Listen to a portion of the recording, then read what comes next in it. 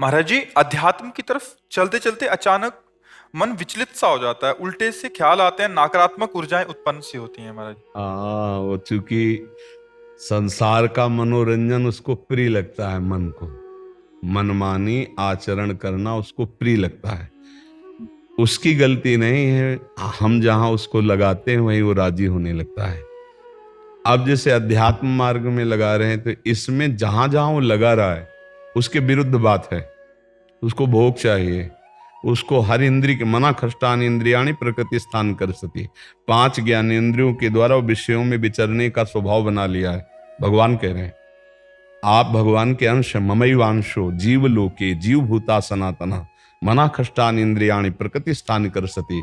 आप इस मन के भुलावे में आकर, मन भोगों के भुलावे में आपको फंसाकर ये सदैव अधीन रखा है। अब अध्यात्म सुनना शुरू किया, अध्यात्म चल तो अध्यात्म में मन को वश में किया जाता है और अभी तक आप मन के वश में रहे। तो जब आप सपोर्ट नहीं देंगे तो वो आपका सपोर्ट करने लगेगा। इसकी चाल समझना, क्योंकि आपके बिना उसकी कोई सत्ता नहीं, वो आपके बिना कुछ नहीं कर सकता, आपके दस्तखत से ही करेगा। जैसे हमारा मन कह रहा है मैं देखूं, हम कह रहे नहीं देखना है, और वो 100 बार कहेगा देखो, आप कहोगे नहीं ये देखो, अब वो लग जाएगा जिधर आप लगाओगे, पर वो कुछ समय तक लगेगा, फिर वो आपको वश में करने की कोशिश करेगा।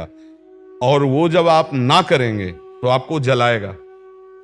अगर उस जलन को सह गए तो मन को अधीन कर लेंगे, और नहीं सह गए तो मन आपको अधीन कर लेगा।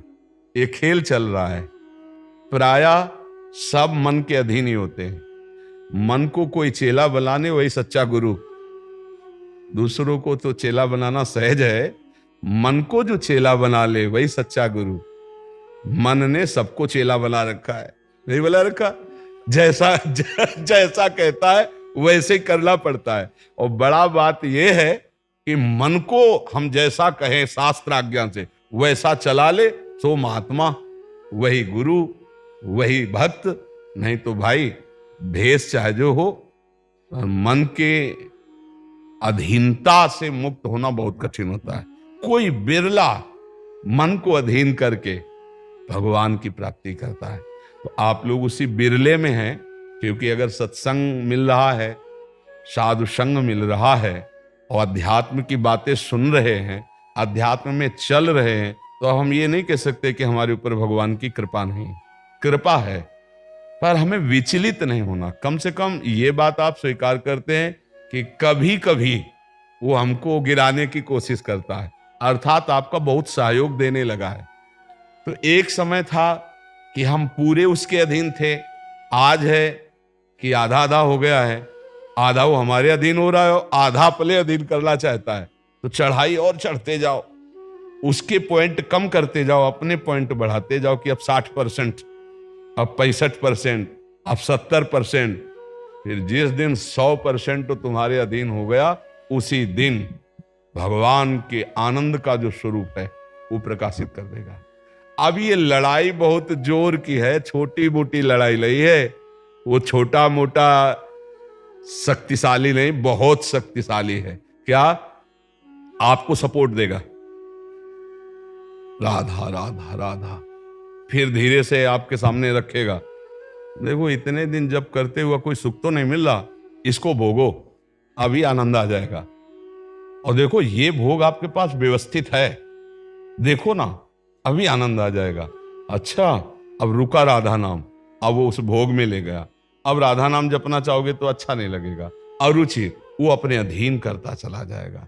कोई विवेकवान गुरु कृपा पात्र इसकी ये चाल समझ जाता है, अरे अरे मुझे तो पुनः फंसा रहा है, गिरा रहा है। नहीं नहीं नहीं, राधा राधा राधा राधा राधा राधा राधा राधा राधा, तब बचा जा सकता है। ये बहुत प्रवीण है मन, बहुत फुसला के फंसाता है।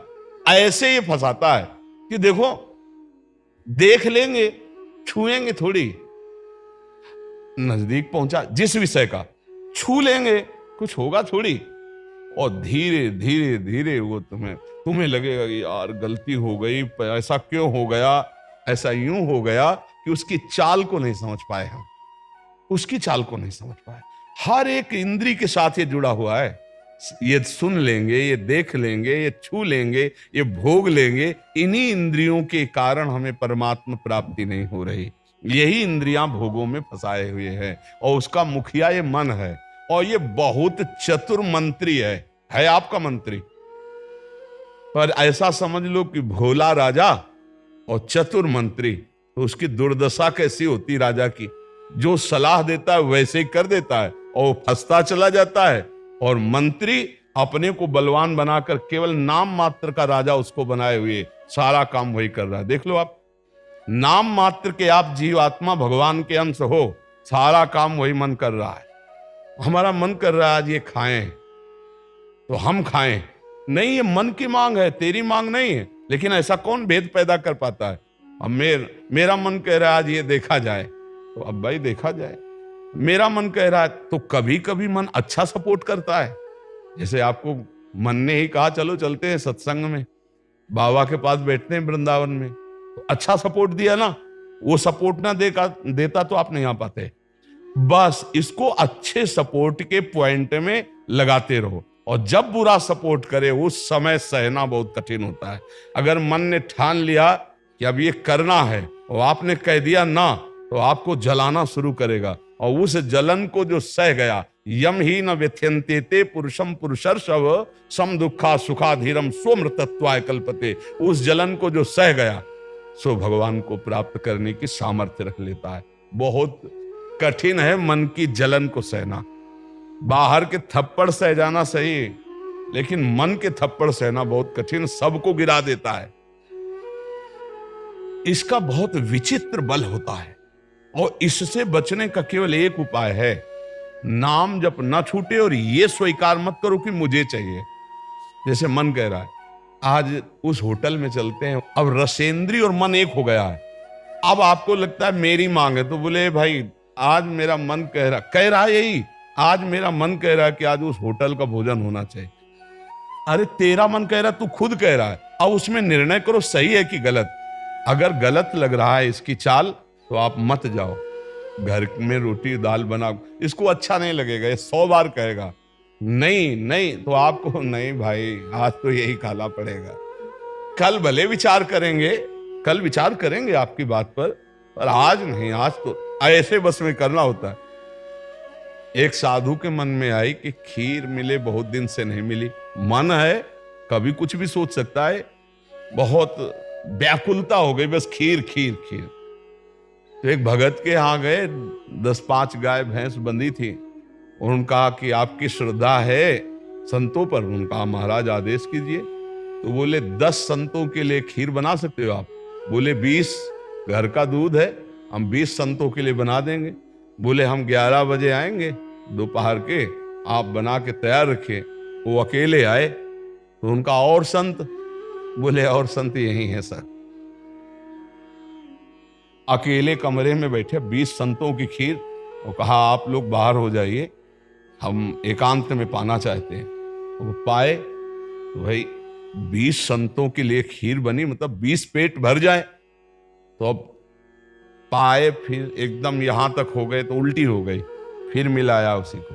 फिर मन कह रहा नहीं अब खीर नहीं चाहिए। बोले नहीं, खाओ खाओ खीर।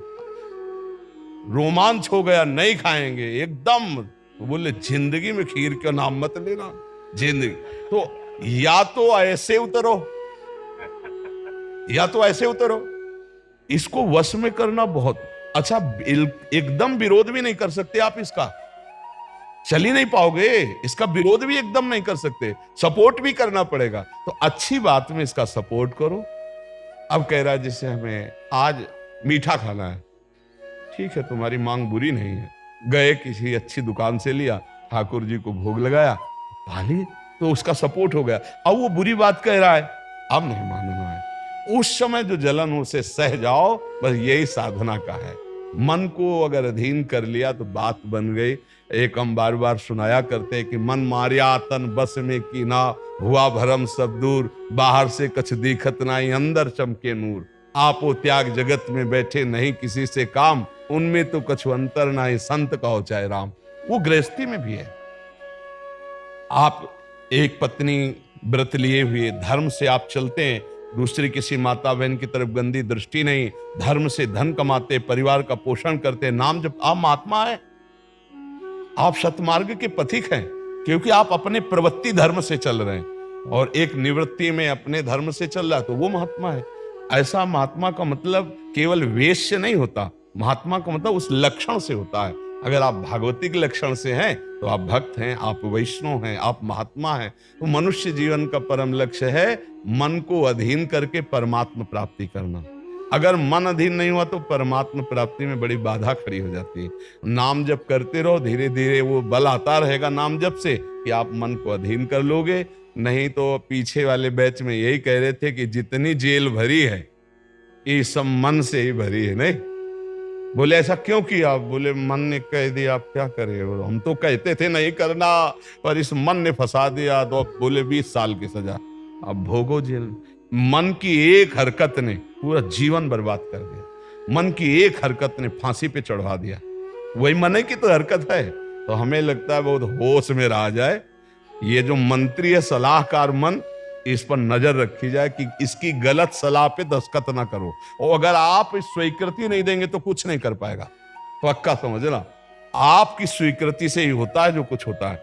आप जहां कह देते हैं कि चलो अच्छा ठीक है, बस फिर आपकी कोई गम नहीं है, वो आपसे करवा के मालेगा। इतना बलवान मन है, बड़े बड़ों से करवा लेता है।